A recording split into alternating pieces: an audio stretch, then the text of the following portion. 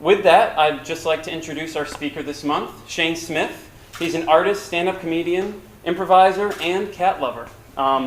He holds a BFA in illustration from ECU, and his work is recently featured in Print Magazine's 2012 Regional Design Annual. In 2008, Shane quit his full-time job to focus on what makes him happy, making people laugh. Since then, he has done stand-up and improv all over the East Coast. He currently produces a monthly stand-up showcase, The Dangling Loafers, which is every third Friday at the Morning Times, and improvises weekly with DSI, Comedy Theater's house team, Mr. Diplomat. In 2013, Shane will be a featured performer in stand-up, sketch, and improv at the NC Comedy Arts Festival. So, without further ado, Shane Smith.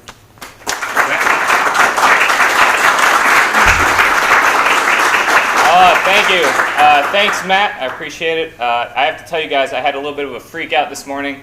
I woke up and I was like, I got to speak this morning. Do I also need to bring snacks and coffee? I totally freaked out and thought I had to do that, but then I realized that would be stupid.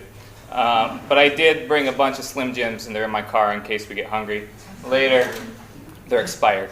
So I was pretty excited when Matt asked me to talk on happiness, but I was also a little surprised that he did ask me to do that, considering I do comedy, and comedians are notoriously known for being depressed individuals, and I'm no different. But I do know a little bit about happiness. I've kind of found my way. I'm a late bloomer in terms of finding my way in life, but I have found my way to happiness. And the reason I said yes is because yes is basically the word that drives my life now. I agree to do almost everything, and so in my life, I live by happiness.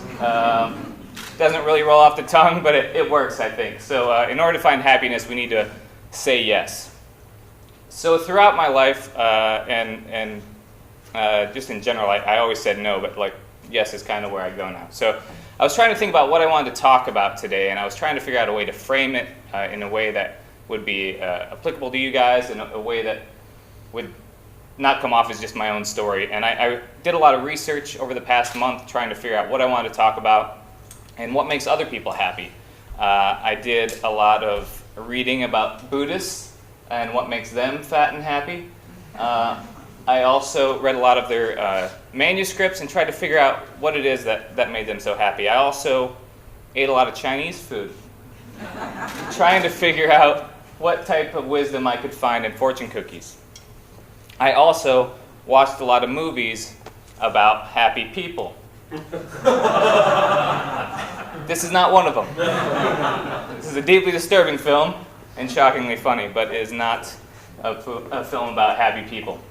But I realized that none of this stuff really worked for me. It didn't speak to what makes me happy. It wasn't really important to me.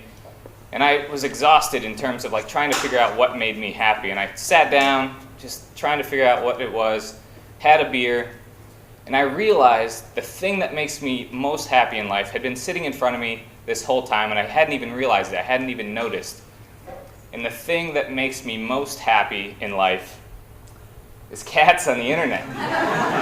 That's Grumpy Cat. I love this guy. Look at that face. I also love Lil Bub. Lil Bub's awesome. Look at that. He doesn't have most of his lower jaw, so his tongue always sticks out, but he's so cute. And my new favorite is Colonel Meow. Just look at that hair. These things make me happy, sitting down and watching YouTube videos about cats. And that concludes my talk. So I'd like to open up for conversation if you have any questions. Any questions? No? Do you have a cat? What's that? Do you have a cat? I do have a cat. I do have a cat. But it appears... There's still 17 minutes left. Oh, okay. Oh, 17 minutes. We can do this. All right, let's see. I thought that I might have some time to fill, so I do have a few other slides, I guess, that we can go through. Maybe I started too far into the future of what makes me happy. Maybe we'll go back to the beginning, okay? We'll go back to the beginning. So there's a bang. There's this giant bang. I don't know why they call it that, because there's no sound in space, but there's a bang. And there's like volcanoes, and there's molten lava and stuff, and then there's like dinosaurs. I don't know if they look like that, but this is the best picture I found on the internet. So, and then, okay, maybe we're too far back. Maybe I went too far back. Let's just go forward a bit.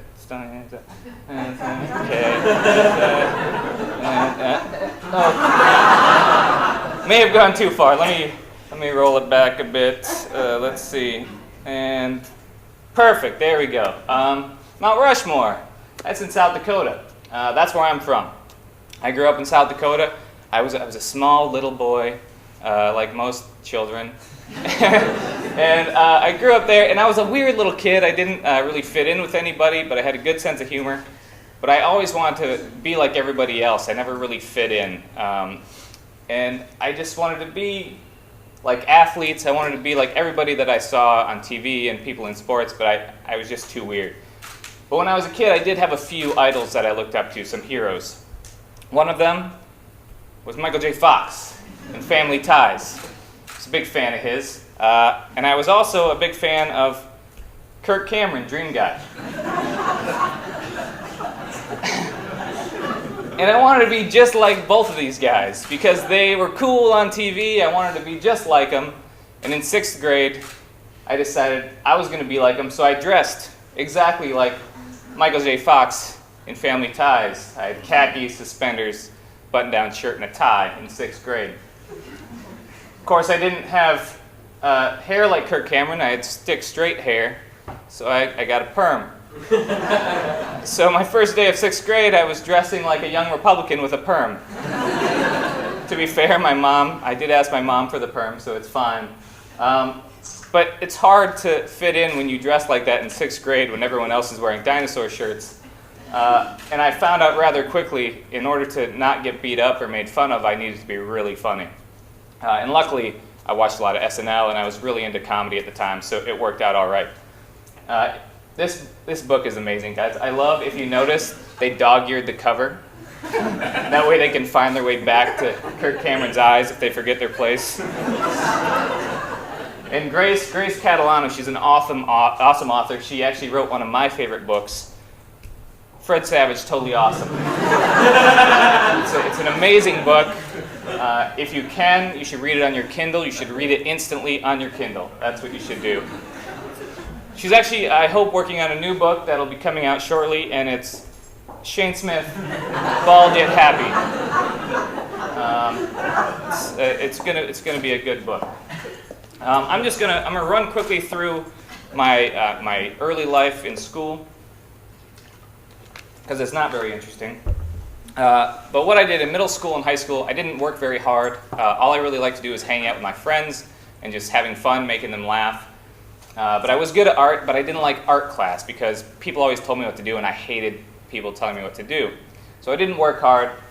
I graduated high school without honors, and decided I should probably do something with my life. I should probably go to college. So I knew I should probably go for art because that's the only thing that was really tangible that I was good at. I had done some drama, but I was horrible at acting, and I figured I should just stick with art because that's what I thought I should be doing.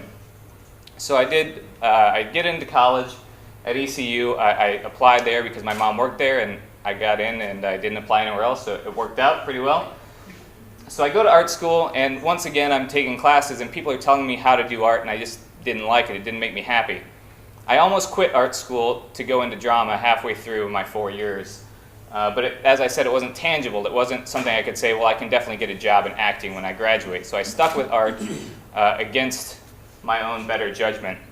In fact, when I was doing research for this, I found a video of myself in college describing exactly what I would love to do, and I wish I would have listened to myself. Right now, there's so many things I want to do. I want to be a comedian. I love to be a comedian. I love making people laugh. My friends and I would always do sketch comedy. We'd always make up skits. And I love to be on a show such as Saturday Night Live or The State. I love making people laugh. That's all I can say. Love making people laugh. That's all I can say.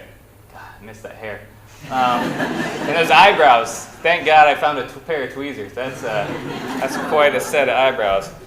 But I wish that I had listened to him, because instead I just went through college, graduated with an art degree, and all my friends out of college got amazing jobs in art. They got jobs in New York City and all these awesome places, and I was jealous of them. But it was a weird jealousy, because I didn't really want what they had. I just felt like I should have it because I went to art school and I should be doing what they were doing. But it just didn't feel right to me. So I kind of bumbled around after college. I got a job, an internship on Dawson's Creek, the TV show, in the art department. And I worked there because I figured it's in the entertainment industry. It's closer to what I would want to do. Maybe someone will find me in the art department. But unfortunately, no one's going to discover you in the art department of a crap TV show. So after that, I worked some jobs in art, and I got fired because I wasn't happy. I worked in retail for 4 or 5 years, ended up managing stores. And after about 4 or 5 years, I said, well, I'm not happy working retail. This is lame. I don't want to do this. I should be doing, if I'm going to be unhappy, I might as well be unhappy doing what I went to college for. So I got my stuff together, and I finally got a job at a design firm in town. Thank God someone I knew worked there to help me get a foot in the door. But that job didn't make me happy, so I quit, and I got another job at another design firm. And I enjoyed it. I had fun, and it was nice because I finally got to do work that got me recognized. I won some design awards, and it was nice to finally be recognized for what I went to school for. And it felt good to be recognized, but I still wasn't happy because it wasn't necessarily what I wanted to be doing with my life. I couldn't figure out what it was that would make me happy, but I knew that doing art was not it. And so I would come home and I'd question, I would ask myself, what do I want to do? And I kept asking myself, what will make me happy?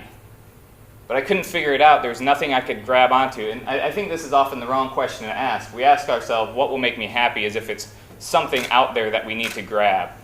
But I think the question we need to ask ourselves is, what makes me happy now? That's what's important, because every day something makes us happy. We just need to look at what that is and then utilize that in our own lives. Same with the video where I said I like making people laugh. Like if I had just listened to that kid, I'd be doing that now.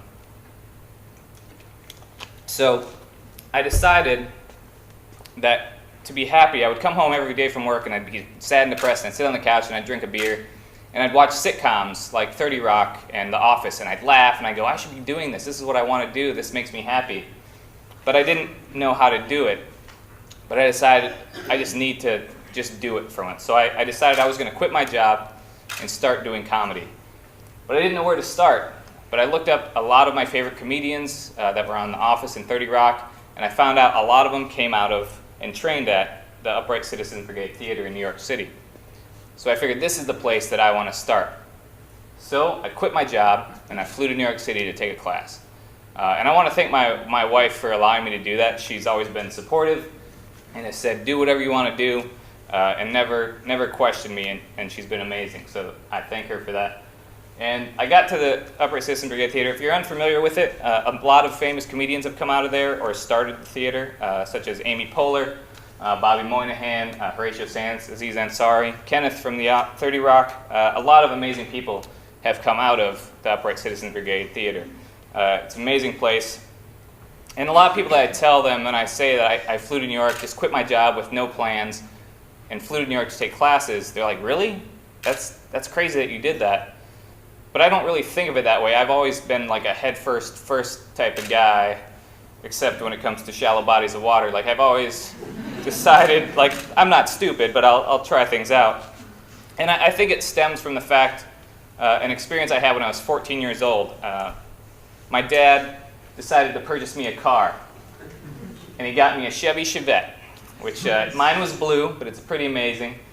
It'll drive you happy. It's pretty exciting. At the dealership, he signed for the car, and he said, I'll see you at home. But the car was a stick shift, and I'd never driven. And he left me there. And he said, I'll just see you when you get there. And I knew that I just had to do it. I had to just drive that car because that's how I was going to get home. So I think I've always kind of lived my life as just see what happens. If I crash, I crash, but we'll deal with that when it happens. So I go to New York and I take an improv class, and I love it. It feels great. I feel like throwing up every time I'm taking class. It's great. It's the first time in life that I felt alive, that I felt like I was doing something challenging. My whole life I've lived a passive life in terms of I just take the easiest way. I never really make a choice about anything. I just go the easiest way possible. But improv forced you to make a choice on stage. And another great thing about improv that I love that make me feel good is that once you're on stage, people will support you 100%. So whatever idea you put out there, they have to support it and they'll add their own information. In improv, there's a term called yes and. You're yes-anding the person on stage. When you get on stage, they give you information, you agree with what they give you, and then you add your own information. And then basically you just build a scene from there. And it's great because that's the only way to move forward, by yesing and building and adding content. And it's just like life. You don't get anywhere if you don't continue to move forward and add content. So it felt great. I never felt more alive. I loved it. And then I flew back home and realized I had to make a living. And so for a whole year, I did freelance design to pay the bills. Luckily, I had some amazing people I worked with. Some of them are here today. And I got to do some really awesome work. And I won some awards, and it felt great. I got recognition. And a year had gone by. And I woke up from my stupor again and said, what am I doing? Why did I quit my job if I'm just going to go back and do the same thing I was doing before? And as much fun as all this stuff is, and as much as I like doing it, it's not what truly makes me happy. So I thought, well, I should do something about it, but I didn't know how to make comedy a career. I didn't know how to turn it into something. And I was pretty depressed, and then I turned on the Today Show, and it was almost exactly a year after I'd gotten back from my class. Turned on the Today Show, and Malcolm Gladwell shows up with his hair. And a lot of you probably heard of his book Outliers. He was selling it on the Today Show and talking about it, and he said something on there that made me really think. He talks about the 10,000 hour rule, and I know a lot of you probably know about it, but he states that the key to success is basically just practicing for around 10,000 hours. And that really made me realize that in order to be successful, I just had to work hard for about 10 years. That felt great. I was like, oh, that's all I got to do? You mean I just have to work hard for 10 years? And it was amazing to me that someone just put it into words. Most of the time I don't realize things until someone states the very obvious to me. I'm like, oh, that's just work hard, okay. And I know a lot of people work hard for 10,000 hours and don't do anything. But it struck me as being very important.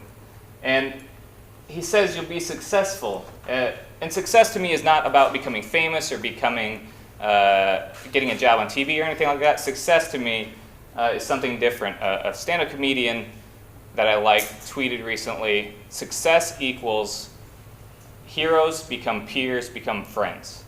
And that's a perfect definition of success for me. And I thought to myself, oh, if people I see on TV can be my friends, let's hang out. I just have to work hard, let's do it.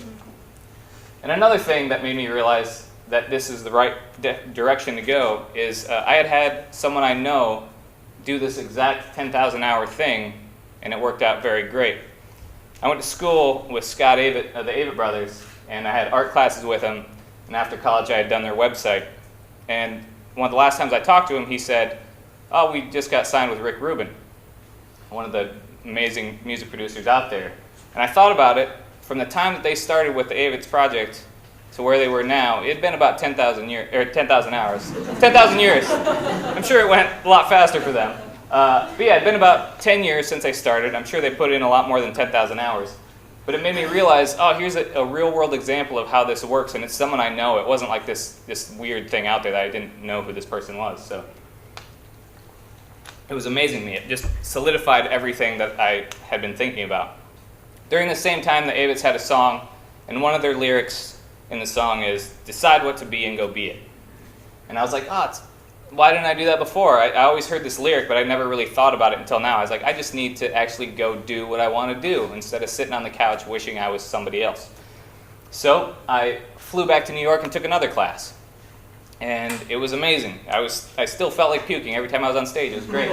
But while I was up there, I realized I can't keep flying to New York every time I want to experience comedy and experiences. So I realized I needed to find a way, if I want to do this for a living, I need to come home and find a place locally that I can do it. Luckily, while I was up there, I was at a comedy festival. It was the Del Close Marathon, which is a 3-day festival, 24 hours straight of just hundreds of improv teams just doing improv. And one of the teams that was there was Mr. Diplomat, which is the home team of DSI Comedy Theater, which I am now on. And I met Zach Ward, who runs the DSI Comedy Theater, which is in Carborough. And we basically talked, and we said, I'm going to start taking classes there. So the minute I got back, I enrolled and started doing classes. And for the past 3.5 years, I've been driving to Carborough upwards of 5 times a week to take classes, perform, and teach. And it's great. I just decided what I wanted to do, and I'm doing it. Now I'm at the theater. I've been there for 3.5 years. I'm on the house team, Mr. Diplomat. And people touch my head. I'm doing stand-up. I teach stand-up, and I do sketch, and I'm having a great time, and I'm very happy. But I'm not as happy as I can be, and I realized this last year at the Del Close Marathon. I realized the thing that I need to do is stop caring about what people think about me. That's the last obstacle I have in my way in terms of what happens to make me happy. And this really hit home when I was at the marathon, and I'm at an after party with probably 150, 200 comedians, and I'm standing there, and it's all people I respect. They're all people on TV and amazing comedians. And I realize and become very self-conscious because I realize I'm the only person in the entire room wearing a cat t-shirt. This keyboard cat, you don't know, he's awesome. He plays the piano. He's great. But I'm wearing that shirt, and I was like, I'm the only person in the entire room that's wearing a clown costume to get attention. Where everyone else was just wearing normal clothes, they were just being respected for what they do on stage. And I wanted to be like them. Once again, I fell into the trap of wanting to be like somebody else. So I thought, I'm going to go back to my hotel room and change. There's a problem with that, because the only other outfits I had brought, one was a t-shirt that was a skull made up of cats. And the other shirt I had was a bunch of skulls that made up a cat face. So I knew I couldn't wear any of those shirts. I was like, oh my God, I'm the guy with the cat shirts. I can't be that guy. And I was really self-conscious. So the next day I went out and I bought a polo shirt, and I wore it for 3 days straight. I wore the same clothes for 3 days because I was so worried about what people thought about me. And those people probably didn't think twice about me. They didn't know who I was. They didn't care who I was. If they saw my shirt, they'd laugh and then move on. It's not like they judged me in any way. They didn't care who I was.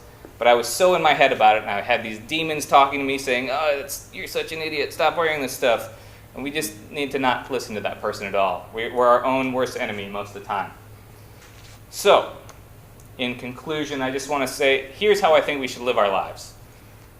We should live our lives like trees, which sounds a little weird, but trees don't have egos. I don't think that trees care what we say about them, although I don't talk bad to them just in case. But I think a tree lives a perfect life. So a tree starts as a seed, and it grows a sprout, and that sprout is looking for the sun. And to me, the sun for the tree represents happiness. And it says, this feels good. I want more of this. So it grows taller to get closer to its happiness. It grows bigger branches and gets bigger and bigger just because it wants to be more happy. If the sun moves, it twists and changes shape. It becomes a beautiful, twisted, weird-looking tree, but it's beautiful. And I think everybody would much rather be a weird, twisted, unique tree than just me wearing a polo tee. And that's it. Thanks, guys.